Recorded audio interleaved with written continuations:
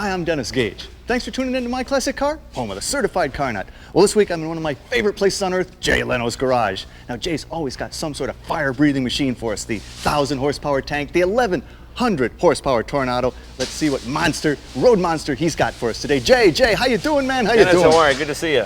I see a 62 Vet, a very nice car, fast, very fast. We're going to talk about that today? No, I'm afraid not. A nice wagon. I believe that's a Hemi-powered station wagon, is it? Yeah. Hemi wagon, but that won't be ready for a while. Oh. Well, you know, you've been working on this Rolls over here. What? Oh yeah, that's got a 27 Lena Merlin aircraft out of the Spitfire. That thing's awesome. You made some great progress. You ready to roll? Not today. Not today. Jet car. I heard you talk about a jet car. You're working on a jet car? Yeah, we got a engine? jet car. The jet car's here. It's about 750 horsepower. But you know, Dennis, the times we live in, the era, the age, the price of fuel, we're going a different way.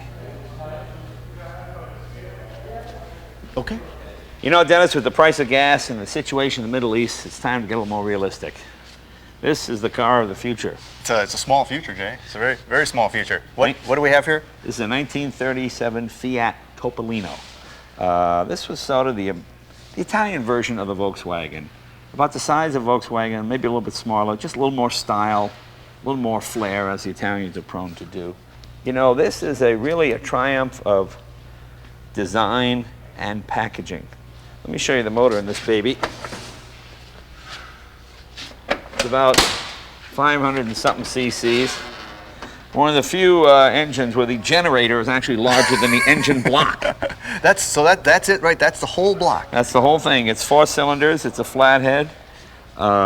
Radiator in back. That's an interesting Radiator design. in back with no water pump. It's a thermosiphon Oh, type okay, deal. yeah. Much like a Model T. And this was the Italian version of the Model T. This was the car that put Italy on wheels. Dante Giacomo, I think was his name, the man who designed it.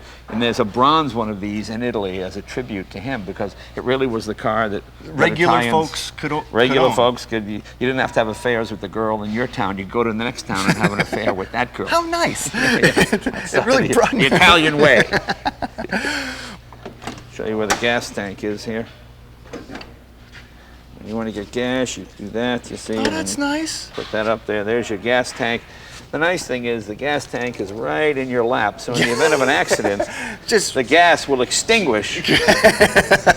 That's not a safety conscious as it would be today, but hey, that was the time. And how big a tank? I mean, that's the whole tank right there? So well, you get about almost 50 miles to a gallon, so you don't need a tank that's too big. It might be 8 gallons, 6-8 gallons, something like that. It really is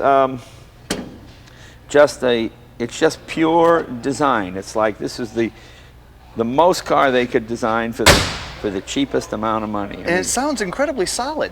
It's very solid. It's an all steel body. And was this the first year for it, or? 36 was the very first year. This is a 37, so this is still a Series 1 type car. Now they also made a convertible. I like the hardtop just because of the purity of the line, but it's really a lot of fun to drive. You know, women go nuts. You drive a Ferrari, maybe. But I tell you, if you're a guy and you're sitting here and you have a cat sitting next to you, well, women will find you irresistible. You and the cat driving down the road. You are the perfect man in that. Oh, that's right. Because it's the most non-threatening car. You know, you pull up next to you, beep, beep, oh, girls go, oh. You know, with a Ferrari, they go, hey, this guy's a middle-aged, crisis thing going on. With this, no issues here, right? Yeah, this you can be secure in your masculinity. You're not overcompensating for anything. You're not here. overcompensating Definitely for that baby. Yeah. But you know, you've really got a lot of the 30s Ford coupe lines here, even. Yeah, I mean, it's classic 30s design with a bit of an Italian flair. It's just this is the cheapest base model, yet to me it looks like the deluxe model, just because of the little design touches, the headlights on the fenders, the two-tone paint. Yeah, I mean, it's really a nice car to drive. You want to take it out? Oh, yeah. Let's take it for a spin. Yeah, do I want to take it out? Welcome back to My Classic Car. Notice how the doors open wide for easy access. Indeed. A lot of leg room. Amazing leg room. Oh, yeah. And just give it a slam, huh? Yeah. I guess so.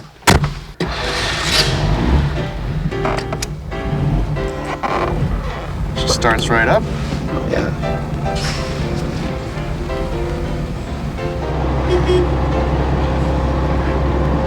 It's got got to be a wee tiny little transmission too.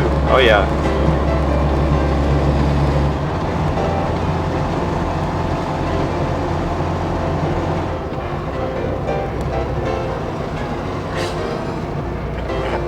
That's only an H2.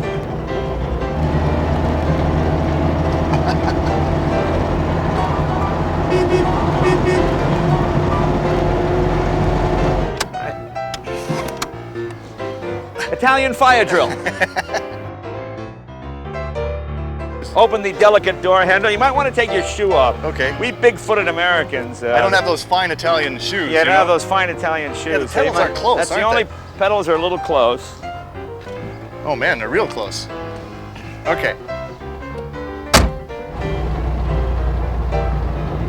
Yeah, the Italians must have little feet. They've got to have little feet to separate the brake and gas there, man. Oh my God! I know. Honda Civics loom ominously. As it. Accords look like Peterbilts.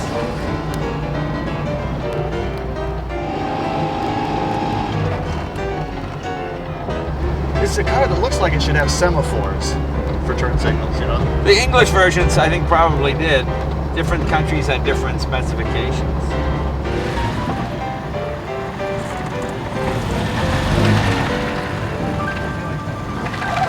Ta-da!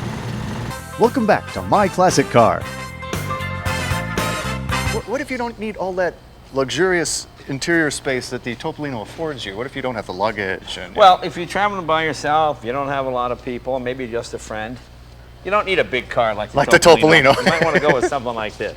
So, this is something, all right. What is something like this? Well, the real name is a 1931 Shotwell, but it's actually built from an Indian motorcycle engine. Interesting story. I got a call one day at the Tonight Show from an old man, well in his 80s. He built this car when he was 17 years old. He told his father he wanted a car, and the father said, "We don't have any money. If you want a car, I want you to build one." So he built this car. It's using an Indian 4 motorcycle engine. And what had happened was, he had seen me on the Tonight Show, and he knew I liked cars, and he said, "I've got this old car I built when I was 17. I've had it my whole life." He drove it everywhere. They drove it to California. They drove it all over the place.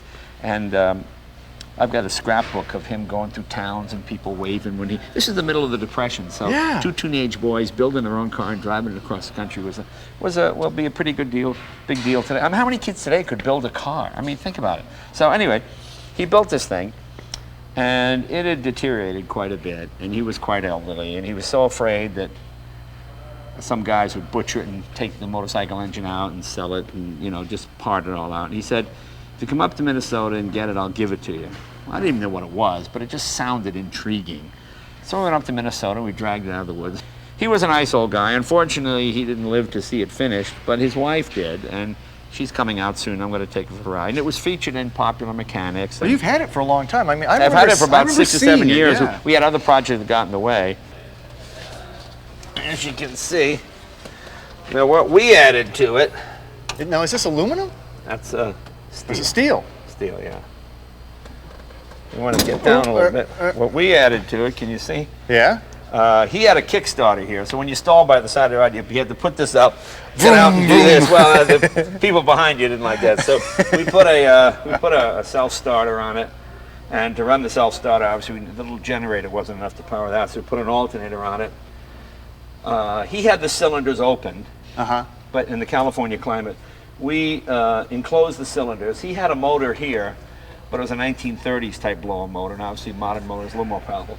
So he put a more powerful motor in here, put a later model carburetor on it, alternator, starter, but basically the rest is all his. How about the suspension? I mean, he designed all that? He designed all that, and he knew that if he got a flat tire at speed or around a corner, it would roll over. So he puts those little shopping cart wheels on there. Okay, if it falls down, it'll catch you. And yeah, it works. It does? Yeah, it'll catch you. It'll keep you from flipping because you can roll. You're not gonna dig into the dirt. And the same Indian transmission? Indian transmission, sequential gearbox, as Right. the kids say now. Yeah, And there's no reverse in it. The front end is a Model A axle. It's been cut down. The wheels are cut down. Are these? I mean, are these like fenders off of? No, well, yeah, he modified those. I think they're Ford fenders that he modified.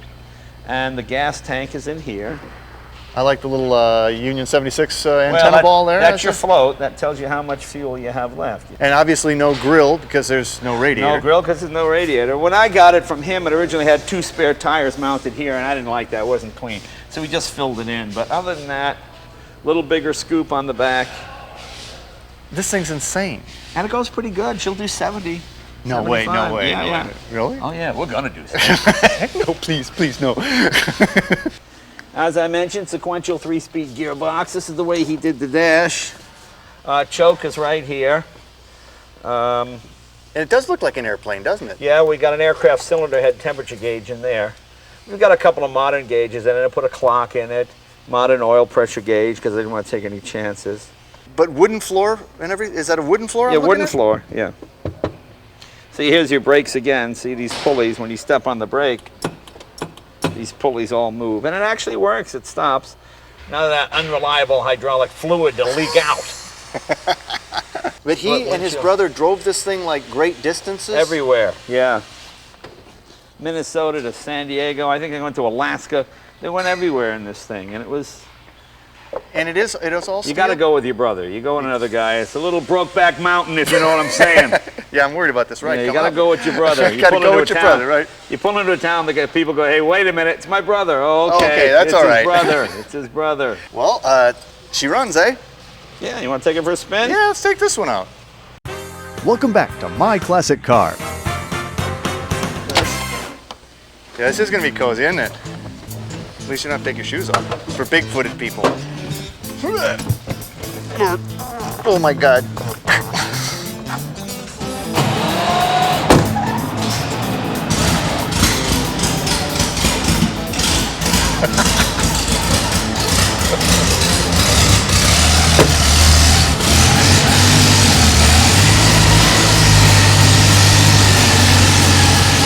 Probably best to hang your head out.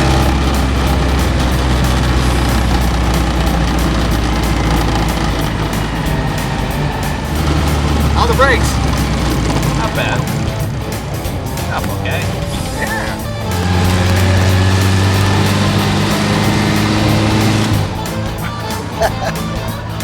Yeah.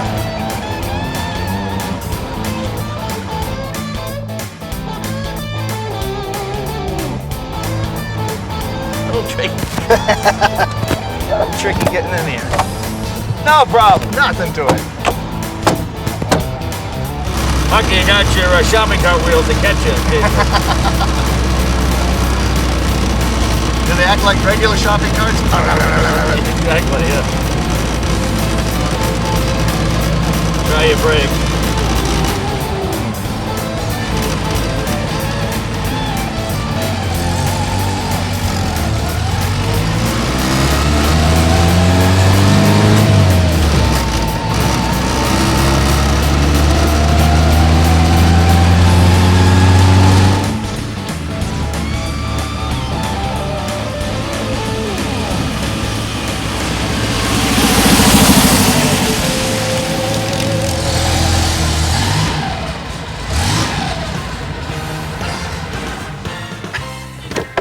Well, that was completely insane, Jay. I gotta tell you, you made a believer out of me. It's a small world after all.